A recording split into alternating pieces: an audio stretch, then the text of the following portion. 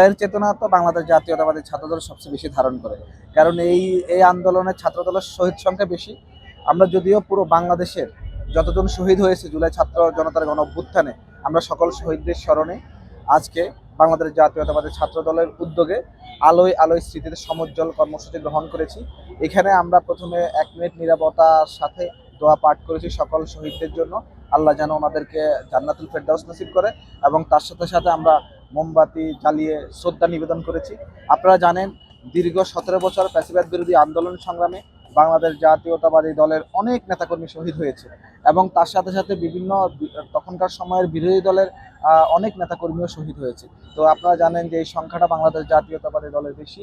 গুম, খুন, নির্যাতন, অপহরণ থেকে শুরু করে এমন কোনো নির্যাতন নিপীড়ন ছিল না যেটা ফ্যাসিস্ট সরকার করেনি। তারই পরিপ্রেক্ষিতে 17 বছর ধরে বাংলাদেশ জাতীয়তাবাদী ছাত্রদল রাজপথে মৃত্যু পতাকায় দাঁড়িয়ে বুলেটকে উপেক্ষা করে রাজনীতি করেছে। তারই ফলশ্রুতিতে বৈষম্য বিরোধী আন্দোলন থেকে পরবর্তীতে ছাত্র জনতার গণ অভ্যুত্থানে বাংলাদেশ জাতীয়তাবাদী ছাত্রদল সামনের সারি থেকে ভূমিকা রেখেছে। এবং আপনারা দেখেছেন বাংলাদেশ জাতীয়তাবাদী ছাত্রদলের কোনো নেতাকর্মী 5 আগস্টের পর থেকে শুরু করে এখন পর্যন্ত কোনোভাবেই জুলাইকে কখনো বিক্রি করে নাই। কারণ জুলাইকে ধারণ করেছে। জুলাই ধারণ করার ব্যাপার, জুলাই পালন করার ব্যাপার, জুলাই লালন করার ব্যাপার, কিন্তু জুলাই বিক্রি করার ব্যাপার না। আমরা দেখেছি বাংলাদেশ জাতীয়তাবাদী ছাত্রদল গত বছরও আমরা সবার আগে আমরা শহীদদের প্রতি শ্রদ্ধা নিবেদন করেছি এই শহীদ মিনারে এসে। ঠিক সেই কাজটি ধারাবাহিকভাবে আমরা করছি। এবং আপনার যেই প্রশ্ন ছিল, আমরা জুলাইকে ধারণ করি, আমরা জুলাইকে সবচেয়ে বেশি ধারণ করি বলেই আমরা জুলাই কখনো বিক্রি করি না। আমরা মনে করি 1971 সালের স্বাধীনতার যুদ্ধ সংগঠিত হয়েছে, বাংলাদেশ স্বাধীন সার্বভৌমত্ব রাষ্ট্র পেয়েছে।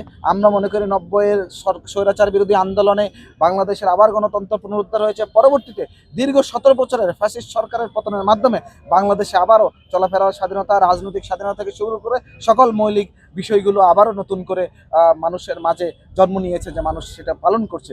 সুতরাং এই ধরনের আন্দোলনগুলো সবসময় বাংলাদেশ জাতীয়তাবাদী দল এবং তার সকল অঙ্গ সংগঠন ধারণ করে, লালন করে, এবং আজকের মতো সবার আগে সর্বশেষ একটা সংগঠন হিসেবে সবার আগে এসে আমরা এগিয়ে যাই। যে এই সংগঠনটা বর্তমান বাংলাদেশে এতটাই বিশ্ববিদ্যালয় ক্যাম্পাসগুলোতে রাজনৈতিক চর্চাকে এতটাই স্বাগত জানাচ্ছে, অনুপ্রেরণা দিচ্ছে, সেটা আপনারা অবগত আছেন।